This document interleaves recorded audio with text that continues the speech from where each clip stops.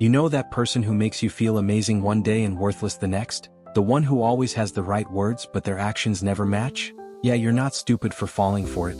Your brain is literally wired to be attracted to them. If you've ever looked back at a relationship, a friendship, even a boss and thought, how did I not see it? Welcome, because in a minute you're about to understand why.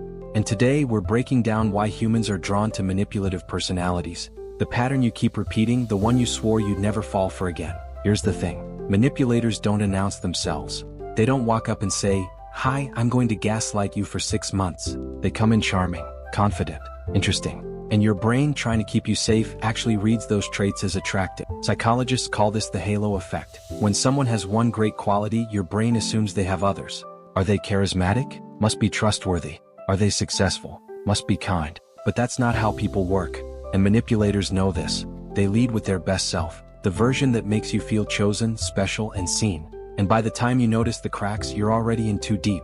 But there's something darker going on. Some people aren't just accidentally attracted to manipulators. They're subconsciously seeking them out. If you grew up in a home where love was conditional, where affection came with strings, where you had to earn your worth, your nervous system learned something dangerous. It learned that love is supposed to hurt a little. Hit subscribe if this is starting to feel personal. Psychologists call this trauma bonding. When chaos feels like home, stability feels boring.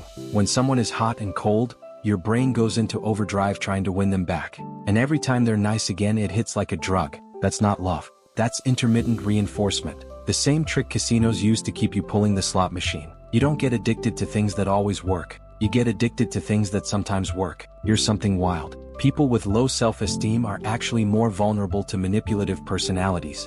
Not because they're weak, but because manipulators are experts at finding the cracks. They love bomb you early. Compliments, attention, future promises.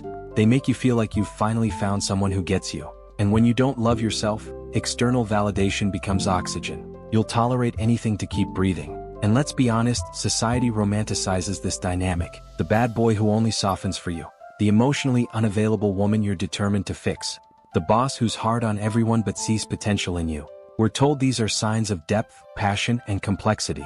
But what if they're just red flags with good marketing? That's not a love story. That's a slow erasure of your boundaries. Now, some people stay because they think they can change the manipulator. The "if I just love them enough" trap. But here's the truth most people don't want to hear. You can't fix someone who doesn't think they're broken. Manipulators don't see themselves as the problem. They see you as too sensitive, too dramatic, too much. And the more you try to prove your worth, the more power you give them over you. But here's where it gets even more twisted. Manipulators often target the kindest people, the empaths, the fixers, the ones who give second, third, 10th chances. Because they know those people will blame themselves first. They'll think, maybe I'm overreacting, maybe I'm the problem. And that doubt, that's the manipulator's greatest weapon. They don't have to convince you they're good. They just have to convince you that you're bad at judging them. Here's something darker. Some manipulators aren't even doing it consciously. They grew up watching manipulation modeled as love. They learned that affection is currency, that vulnerability is weakness, and people are tools to meet their needs.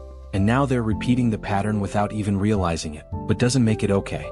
It only explains why leaving them feels so complicated. Because part of you sees the wounded child behind the monster. So, it's important to ask yourself, are you drawn to this person because they're good for you or just because they feel familiar? Because one is connection, the other is compulsion. Do you feel calm around them or constantly on edge, trying to anticipate their mood? Do they celebrate your wins or subtly diminish them?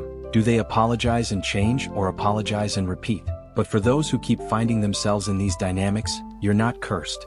You're just replaying an old script. The good news?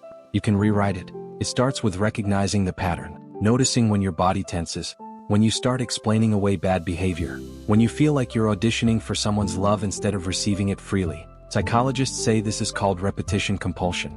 Your subconscious keeps putting you in the same situation, hoping this time you'll get it right, this time they'll choose you, this time it'll be different. But healing isn't about winning the game. It's about refusing to play it. So, if you're someone who's been called too trusting, who's been told, you always pick the wrong people, who's tired of feeling crazy in relationships that should feel safe, you're not broken. You're just wired to see the best in people even when they're showing you their worst. And that's not a flaw. That's a strength being weaponized against you. Tell me, have you noticed this pattern in your life, or do you think some people are just unlucky in love? And if you want to understand the psychology of negative people, subscribe to our channel because we decode the dark trades of humans here.